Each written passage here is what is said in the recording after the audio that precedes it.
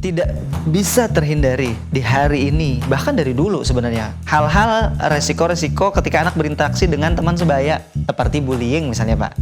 Yang spesifik ya, bullying misalnya. Sekolah mana yang tidak ada bullying?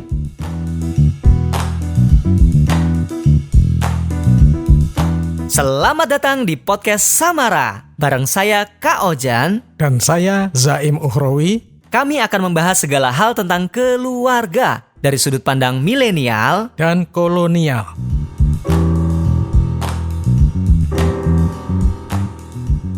Kak Ojan, ini kan ceritanya kaget. Ceritanya kaget kan? Kak Ojan, jadi anak Kak Ojan, Atta ini kan di usia PAUD ini.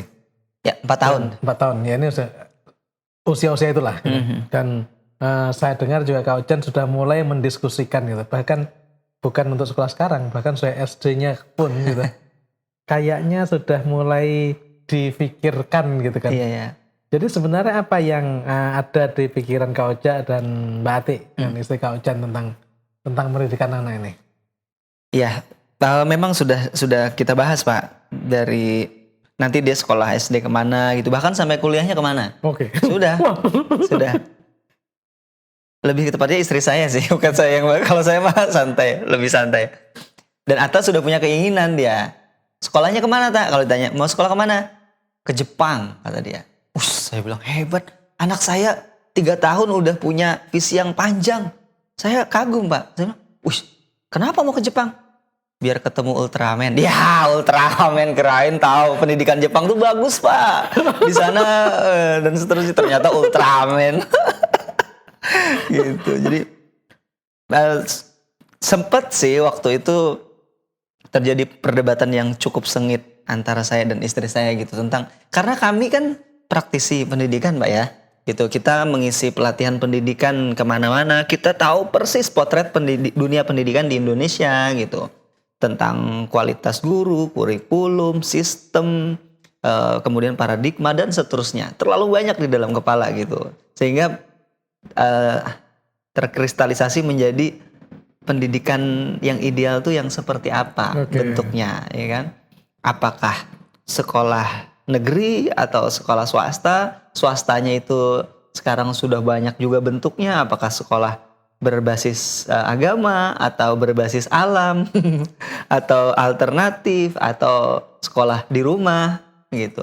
Atau enggak sekolah? Kayak macam-macam kan? Memang betul sudah dibahas, dan itu kan tidak terjadi waktu saya kecil dulu gitu. Kenapa Kak Ojan? Karena masalah apa sih yang membuat ini seperti hal yang serius sekali sehingga harus dipikirkan secara serius dan jangan serius gitu? Apakah ada sesuatu yang mengancam khusus gitu ya? Ada ancaman khusus yang anak ini harus dipersiapkan, kalau tidak dia akan terkena oleh ini atau bermasalah ini gitu? Enggak juga sih. Lebih tepatnya, ketakutan itu ada. Coba bayangkan Pak. Saya misalnya dan istri saya mengetahui detil-detil hal kecil yang bisa berdampak buruk. Misalnya kan di parenting gitu kan, atau di pendidikan itu kan kita ngebahas ada kata-kata yang kecil aja tapi dampaknya bisa panjang gitu kan. Ada yang bisa dibilang sebagai trauma masa kecil, ada yang inner child gitu. Ada topik-topik hal-hal yang misalnya kalau anak terbiasa dilarang misalnya kan, itu akan berdampak begini.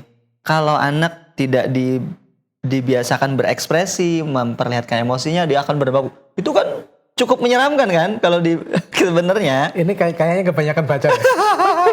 Kebanyakan diskusi dan sebagainya gitu. Karena faktanya gitu, ada juga dan tidak sedikit juga. Orang itu kan orang itu bukan benda statis. Ya. Jadi orang itu belajar. Nyatanya tidak sedikit juga orang yang terpapar berbagai macam gitu. Dia punya daya adaptasi gitu terhadap keterpaparan dari berbagai macam tadi, dan dia tumbuh fine saja, oke saja gitu kan. Dan itu istri saya. Memang ujungnya begitu Pak. Awalnya kita debat sengit kan. Nanti sekolahnya kayaknya harus begini deh, harus begitu deh. Awalnya mengerucut ke sekolah alternatif kan. Itu berbasis riset, berbasis penelitian. Ada sekolah-sekolah begitu bagus sekali. Dan saya sangat tertarik gitu. Kemudian, tapi pada ujungnya sebentar, saya bilang sama istri saya dulu sekolahnya negeri, gitu. SD, SMP, SMA, gitu. Ya kuliah saya nggak bagus-bagus amat. Saya ya di pendidikan yang sama seperti yang lain. Toh hari ini saya baik-baik aja. Toh hari ini baik-baik aja gitu. Artinya memang kita kesepakatan terakhir adalah mau sekolah dimanapun anak kita, gitu. Yang paling penting adalah di rumah. Oke. Yang paling penting adalah di rumah. Ya. Kami akan mempersiapkan anak kami sebaik mungkin di rumah dulu. Oke. Gitu. Sehingga ketika dia keluar dimanapun dia berada kan, dan itu kebutuhan dia kan, kebutuhan zaman ini untuk pendidikan formal dan kebutuhan dia juga untuk berinteraksi segala macam dengan berbagai resiko, dan resiko itu memang harus dijalani oleh dia. Kalau dia siap, dia sudah dibangun di rumah, nggak masalah gitu. Jadi ujung pembicaraan kami di situ memang. Nah itu yang juga saya pakai dulu. Suatu saat saya diundang oleh sebuah sekolah elit lah untuk berdiskusi soal bagaimana sih memilih sekolah yang baik dan sebagainya. Ya.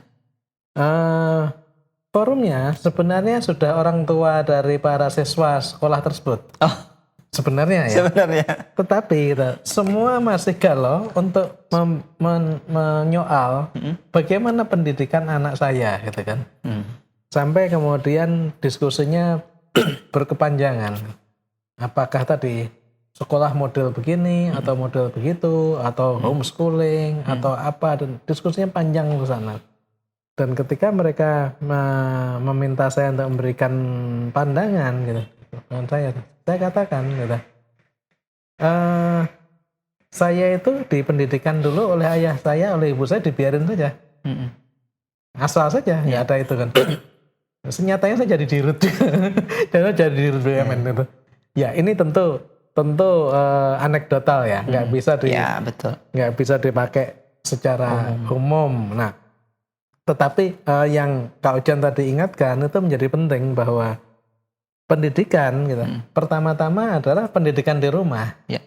Pendidikan di rumah. Baru kemudian di luar. Ya. Itulah yang menopang apapun itu kan. Ya. Nah, tapi meskipun begitu kan kita juga karena faktanya kita harus mendidik keluar gitu. Kira-kira pertimbangan penting apa saja setelah kita berupaya sebaik mungkin di rumah. Nah, pertimbangan penting apa saja keluar gitu, Ya. yang menurut Kak Ojan perlu dipertimbangkan banget untuk milih sekolah. Kalau saya pertama gini Pak, sekolah itu seperti kata Mas Menteri, sekolah itu harus sekolah merdeka, gitu. Sekolah merdeka belajar. Oke. Sekolah merdeka belajar itu sekolah kayak sekolah saya dulu waktu di kampung, merdeka sekali saya. Guru jarang masuk, iya kan? Sama. Kemudian kita bebas main di sungai, gitu. Kami kalau udah jam istirahat langsung ke belakang kebun nyari biji karet terus main biji karet. Pas udah lonceng bunyi kita telat, diomelin, dijewer gitu kan. Artinya saya pengen anak saya kalaupun dia pendidikan formal waktunya jangan tersita dengan tugas-tugas. Oke. Saya tidak, pertimbangan pertama saya itu. Jadi jangan sekolah dia membuat dia tidak bisa bermain gitu. Oke, jadi- tidak bisa mengeksplor dirinya di Jadi luar. justru dia tetap harus bebas dan malah mendorong dia bebas bermain. Ya, betul. Oke. Kalau sekolahnya membuat dia stres, saya tidak ke sana. Itu satu. Terus selain itu? Yang kedua, sesuai budget. Sesuai budget. Ya, Oke. sesuai budget. Jadi deket rumah gitu. Bahkan istri saya kemarin ngobrol tentang sebelum ke sekolah ya di TK atau PAUD gitu. Ya kami upayakan PAUD yang dekat rumah yang dia bisa ngantar sendiri, jalan kaki bareng atau naik sepeda diikutin atau naik angkot gitu. Jadi bukan yang jauh sekali dan akhirnya berlelah-lelah di situ. Jadi sesuai budget termasuk jarak gitu juga. Oke. Artinya saya di dekat rumah saya ada yang bagus banget. Bagus banget. Saya pernah ngisi pelatihan di sana kemudian guru-gurunya bagus, tempatnya sangat ideal buat saya. Tangganya aja tuh memang bangunan itu dibikin untuk sekolah gitu, Oke. bukan yang disulap jadi sekolah. Iya. Sehingga tangganya aja Dihitung gitu ya? dihitung, Pak, untuk anak gitu, sangat aman dan seterusnya lah. Tapi budgetnya nggak masuk. Dan kalau saya sekolah ke situ, oh prestisius saya. Tapi nggak buat saya. Asumsikan sekarang. Oke, tadi yang kedua budget. Jadi yang pertama adalah merdeka, yang kedua budget. Ada yang lain nggak? Ada. Apa itu? Saya berharap juga ya tetap sesuai dengan idealitas saya Oke. gitu. Bagaimanapun gitu, walaupun saya tadi menguatkan pendidikan di rumah, tapi kalau ada pilihan sekolah yang memang bagus secara idealismenya, ya kenapa enggak? Misalnya berbasis agama dan pendidikan agamanya menurut saya cocok dengan saya gitu kan, yang tidak memaksa, tidak mengharuskan lebih kehafalan, tapi di awal itu pemahaman dulu gitu, adab, pembiasaan, berorientasi pada akhlak tadi, pada adab tadi, menurut saya oke juga. Oke, Kenapa jadi- enggak? Jadi 3 aspek tadi kalau bagi Kak Ojan memang membuat anak punya jiwa merdeka, bebas sekali, nggak ada tekanan. Yang kedua ada sesuai budget, dan yang ketiga adalah puncaknya barangkali bahwa ini memang ideal Ideal. dengan ada kesesuaian dengan nilai-nilai yang keluarga Kak Ojan Ya, anut. Gitu. ya betul. Kurang lebih itu pertimbangan penting gitu. Pada tingkat tertentu itu yang juga saya pakai ya. Saya pakai. Mungkin karena Pak saya Zai mungkin juga, nyontek saya kayaknya. iya, Waktu karena nikolain anaknya dulu. lebih tua Kak Ojan dibanding saya ya. Jadi tumbuh saya sama dengan Kak Ojan gitu kan. Jadi sekolahnya mau sekolah merdeka sekali. Merdeka sekali. Jadi gurunya juga sering tidak hadir dan sebagainya. Tapi itu tidak membuat saya ternyata tidak kompetitif secara umum, enggak juga, oke, biasa-biasa saja, dan bahkan memberikan saya peluang yang lain gitu. Misalnya ketika saya menjadi penulis dan sebagainya, karena banyak waktu kosong juga, itu yang buat saya banyak Ke perpustakaan. ke perpustakaan, saya banyak baca buku gitu. Iya. Tidak perpustakaan sekolah ya, di sekolah nggak ada perpustakaan. Jadi harus kabur dan tempat lain dan. Ya. Tapi intinya merdeka itu menjadi penting sekali ya. untuk dipertimbangkan. Nah, kemudian tadi Kak Ojan menanyakan soal budget. Kenapa tidak ngambil sekolah yang terdekat tadi kan? Seandainya budgetnya masuk, Kak Ojan nggak ada kesulitan, tingkat Kak Ojan misalkan mampu sekali dan itu nggak ganggu dalam perhitungan. Kira-kira nyekolahkan anak di situ nggak? Di sekolah bagus dekat rumah tadi? Bisa jadi. Bisa jadi. Karena memang bagus. Oke. Jadi memang ini, Jadi budget itu kan relatif. ya. Mahal tidaknya Ya, gitu. itu sesuai dengan. Yang penting saya pikir jangan sampai memaksakan budgetnya mepet gitu. Tapi karena itu prestisius, saya akan dianggap mampu gitu, ternama lah gitu, masuk ke situ terus dipaksakan enggak. Ini penting untuk dicermati karena ada kasus nyata ini. Jadi ada satu sekolah yang cukup elit dan banyak orang tua mengejar ke situ. Dan pada akhirnya gitu kan, apalagi di situasi yang non krisis itu, ini konon hampir separuh itu kesulitan untuk membayar bahkan Ya, bulanannya saja. Iya. Kenapa? Karena dari awal orang tua mengejar gengsi. Iya. Jadi gengsi diprioritaskan ya. Iya. Karena asumsinya ketika anaknya berada di sekolah gengsi, maka anaknya punya rasa percaya diri lebih. Gitu. Yang satu sisi mungkin itu betul. Mungkin betul. Tetapi di sisi lain kadang itu juga menjadi jebakan. Karena anaknya menjadi tidak realistis. Iya. Nah, peluang untuk kemudian menguatkan rasa percaya diri dan peluang untuk menjadi pribadi yang tidak realistis ini kalau normal saja itu 50-50. Iya. Dan bisa jadi malah tidak gitu. Malah tidak ya. Bisa jadi karena aspek menjadi pribadi yang tidak realistisnya menjadi lebih gede. Iya. Dan itu sebenarnya kan pembunuhan terhadap karakter si anak itu kan. Ya, dan bisa jadi akan terbawa ke kehidupannya Oh, iya, iya. terus-menerus Akan untuk terus- melakukan hal Betul. pola yang sama.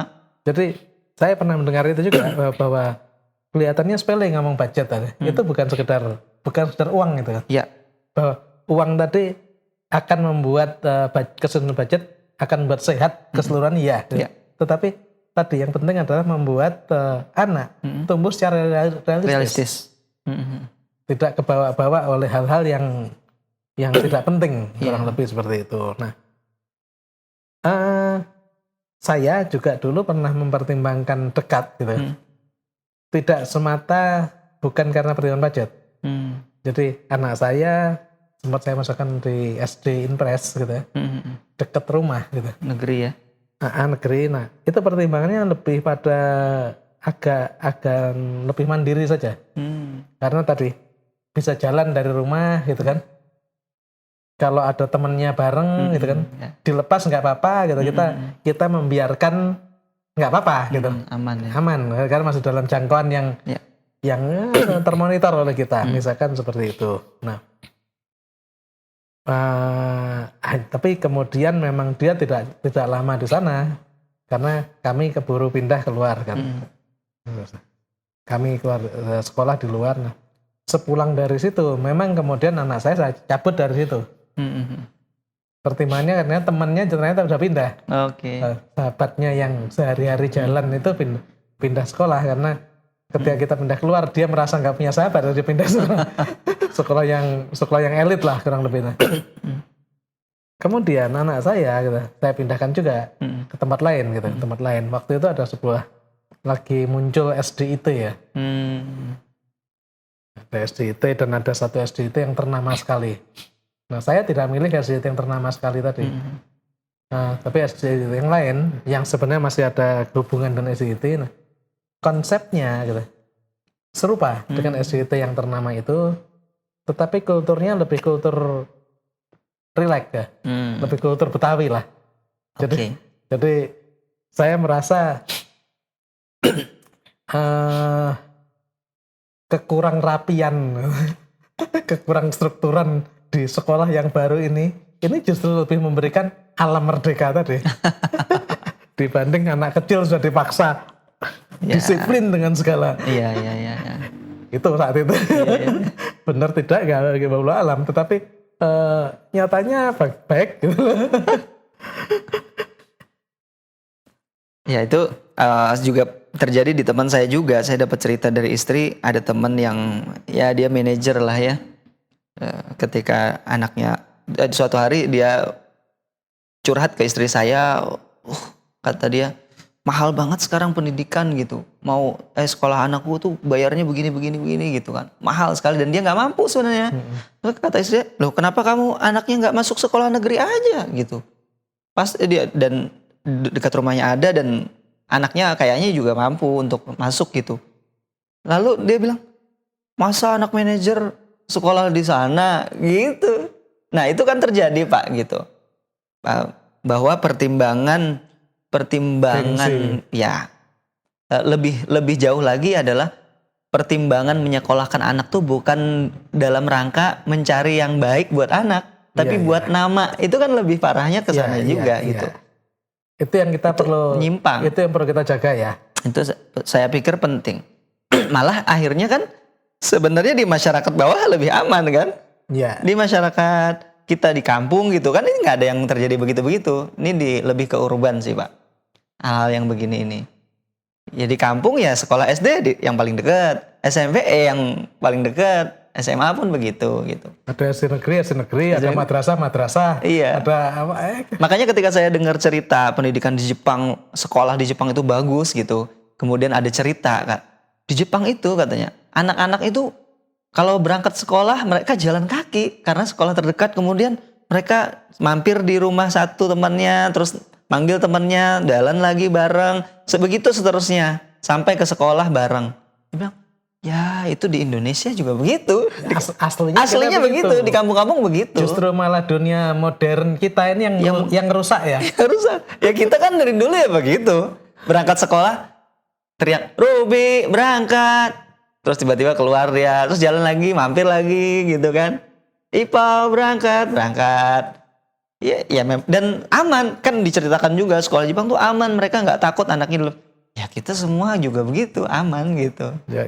Maksud saya adalah sebenarnya sekolah-sekolah yang di Jepang dan di Finlandia itu sedikit banyak terjadi juga di Indonesia di versi Itu malah kearifan lokal. itu yang malah yang asli yang seperti itu ya. Asli begitu, terlepas dari kualitas sekolahnya ya Pak ya. Iya. Mereka kan di sana kenapa sekolahnya yang terdekat? Karena semua sekolah kualitasnya sama, Iya, sama bagusnya. Iya. Kalau kita kan semua kualitasnya sama, sama tidak bagusnya gitu. Tapi hak-hak anak untuk bermain, punya waktu luang, mengeksplor lingkungannya itu sangat optimal. Itu yang malah tercerabut dari sekolah-sekolah modern sekarang. Betul. Dan ada cerita yang justru banyak sekolah-sekolah elit itu sebenarnya malah tidak cukup mendidik kan. Betul. Kak Ucen kayaknya punya pengalaman tentang itu ya? Ya sangat banyak sekali Pak. Kalau nggak nyebut inisial boleh Pak ya? Iya. nggak nyebut nama boleh gitu. Intinya sih banyak saya masuk ke keluar masuk sekolah lah. Saya mulai dari sekolah pedalaman, kampung, kota sampai yang paling mahal sekalipun gitu sudah saya masuki. Dan secara sekilas saja gitu. Terus ditambah lagi memang beberapa teman saya ngajar di sana juga, di banyak sekolah elit juga. Ya saya dapat cerita yang luar biasa mencengangkan. Bagaimana mereka sebenarnya tidak punya kendali atas sekolahnya sendiri gitu. Bagaimana anak-anak di sekolah-sekolah elit itu Tidak mengalami proses pendidikan lah ya. iya betul, adab, jangankan akhlak ya, adab terhadap guru gitu. Ada pernah teman saya cerita di sekolah dia dengan gaji dia per bulan itu mencapai 20 juta sebulan gitu. Tapi kata dia anak di sekolah saya ini ada sampah jatuh gitu. Terus gurunya bilang, nak itu ada sampah tolong ambil. Kata anaknya, loh bapak ambil aja sendiri, kan bapak bisa. Ya. Dan kalau ada masalah dengan anak, itu orang tua langsung datang ke sekolah kemudian melabrak gurunya. Belum lagi cerita-cerita bagaimana guru-guru di sekolah elit itu bagaimana dia mau menegakkan konsep pendidikan gitu. Ketika pulsanya dibelikan sama muridnya, sepatu dibelikan sama muridnya, diajak sama orang tuanya jalan-jalan naik helikopter, dikasih amplop dan seterusnya. Tiba-tiba datang anak muridnya, Pak udah masuk belum pulsa? Hah? Pulsa apa? Tadi ada 300.000 itu dari bapak saya. Kayak gitu kan para guru kan serba salah kan Mbak. Iya. Gitu. Jadi artinya kita justru harus hati-hati sekali ketika memilih sekolah yang kita anggap prestisius. Betul. Favorit belum tentu terbaik. Favorit belum tentu bagus. Jadi kadang malah tidak membangun karakter anak tadi secara baik ya. Ya. Mungkin ada 1-2 sekolah yang baik. Yang benar-benar baik mungkin. Yang benar baik mungkin ada 1-2. Tetapi justru kita harus lebih ekstra hati-hati terhadap itu. Ya. Dibanding dengan sekolah kampung tadi kan. Iya. Ketika sekolah kampung tadi kan hanya aspek kompetensinya pendidik yang kurang gitu ya. Ya. Sementara kalau kita bicara aspek kompetensi itu gitu, kan anak itu ke depan itu kan bisa mengembangkan diri sendiri. Ya. Sementara kalau dari sisi karakter itu nggak bisa. Iya. Betul. Jadi ternyata sekolah-sekolah yang natural, yang apa adanya itu ternyata lebih bisa mampu menumbuhkan dirinya secara umum seperti itu. Iya, betul. Nah, mungkin yang perlu juga dicermati nih Kak Ojan. Ini kan banyak sekali tumbuh sekolah yang background keagamaannya kuat. Ya. Enggak jadi. Ya. Dan bahkan seolah-olah banyak merasa bahwa ini satu-satunya sekolah terbaik. Ya. Kalau tidak di sini, rasanya anak saya nanti tidak akan menjadi manusia yang utuh. Gitu. Kira-kira gimana Kak Ojan? Menurut saya ini hal yang positif gitu. Ketika masyarakat Indonesia kembali ke agamanya, kemudian menguatkan identitas keagamaannya, menurut saya bagus juga gitu. Hanya saja kadang-kadang itu menjebak. Saya menangkap juga sebenarnya bagaimanapun itu juga jualan, Pak. Oke. Pendidikan itu kan industri. Ya. gitu. Pendidikan itu lahan bisnis juga gitu. Embel-embel nama tertentu berbasis agama atau program-program tertentu seperti hafalan itu kan menjual. Ketika semua sekolah di hari ini semuanya ada program hafalan dan itu kan diincar gitu. Dan itu positif sebenarnya. Satu sisi positif gitu ketika sekarang orang tua pengen banget punya anak yang nanti memakaikan mahkota di kepalanya ketika nanti di surga gitu kan, itu positif. Tapi ketika itu nggak ada kan sepertinya jualannya kurang tuh. Maka akhirnya memaksa untuk mengadakan gitu. Nah, menjadi soal adalah menurut saya ketika kesolehan itu terdistorsi gitu Pak dengan simbol-simbol itu. Oke. Anak hafal Quran itu bagus sekali, tapi tidak cukup gitu. Kemudian belum lagi ya proses-proses pembelajarannya, misalnya di keagamaan gitu, simbol-simbol hafal doa gitu. Gini misalnya, anak diajarin hafal doa-doa atau hafal ayat pendek kan bagus Pak ya. Tapi kan antri tidak ada kaitannya dengan itu kan? Ya. Budaya antri tidak ada kaitannya dengan itu. Padahal itu agama. Itu agama gitu. Nilai-nilai universal Ya, itu malah esensi. Budaya antri, Bersih, menghormati. kemudian respect pada teman. Iya. Ya. Ya, itu- Karena tidak sedikit saya tuh masuk ke sekolah-sekolah berbasis agama yang saya tahu persis. Wah, saya bilang pas karena saya memang mengajar tentang manajemen kelas ya Pak ya. Ini guru pasti kesusahan gitu di kelas ini. Jadi bahkan respect ke gurunya tuh enggak gitu. Ya.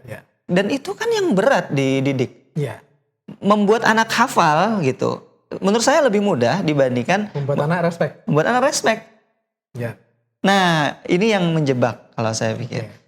Terus belum lagi kaitannya tadi dengan pendidikan di rumah ya. Menurut saya tidak bisa terhindari di hari ini, bahkan dari dulu sebenarnya. Hal-hal resiko-resiko ketika anak berinteraksi dengan teman sebaya. Seperti bullying misalnya Pak. Yang spesifik ya. Bullying misalnya. Sekolah mana yang tidak ada bullying? Ya saya bilang tidak ada. Yang benar-benar aman gitu. Saya menemukannya banyak cerita dari teman-teman gitu. Bahwa ya itu resiko dia ketika dia berteman gitu. Ya. Nah, Jadi yang perlu ditekankan adalah jangan sampai anak kita yang membuli.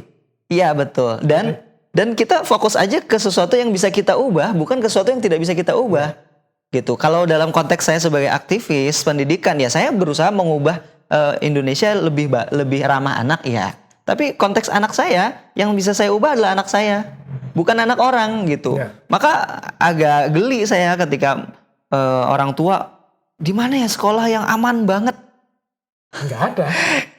Dan bahkan kalaupun ada tidak sehat. Ya. Dia tidak punya mental yang kuat, Yang kuat nantinya untuk, gitu. Untuk menghadapi bullying. Iya. Ketika kita menyiapkan anak di rumah tidak membuli orang lain dan dia tahu apa yang harus dia lakukan ketika dibully, Iya. maka selesai. Ya. Gitu. Jadi saya pikir begitu sih Pak kalau. Ya, jadi intinya ketika kita memilihkan sekolah untuk anak, itu ya mari kita kejar ke hal yang esensial ya. Ya. Apakah nilai di sekolah tersebut memang sejalan dengan nilai kita, keselarasan itu, dan kemudian menumbuhkan karakter dia yang tadi Kak Ojan mulai dari membuat anak bebas berekspresi gitu. Ya. Dan tidak menjadi penekanan, tidak tertekan karena diharuskan begini, harus begini, dan sebaiknya sekolah tersebut memang ramah pada anak. Karena tidak sedikit yang kemudian atas nama agama lalu anak dipaksa untuk menggunakan pendekatannya orang tua. Anak tidak boleh bermain, anak tidak boleh itu kan dan sebagainya. Dan yang paling akhir adalah ya jangan membeli simbol. Ya kan? Jangan membeli simbol. Jangan membeli simbol. Karena kalau kita membeli simbol gitu, ya yang kita dapatkan simbol. Iya, kita dapat simbol. Benar. Tapi kalau kita membeli esensi, insya Allah ya dapat esensi. Ya.